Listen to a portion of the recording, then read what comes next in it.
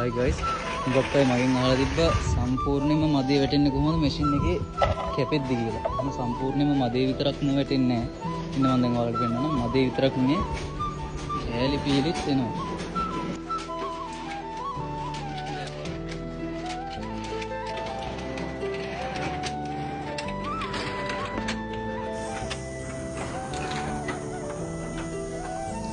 ඉතින් මං එල්ලුවට ඔයාලා ඔහොම අල්ලන්න යන්න එපා. ඔයගේ සෑහෙන්ට කිරි දිනවා.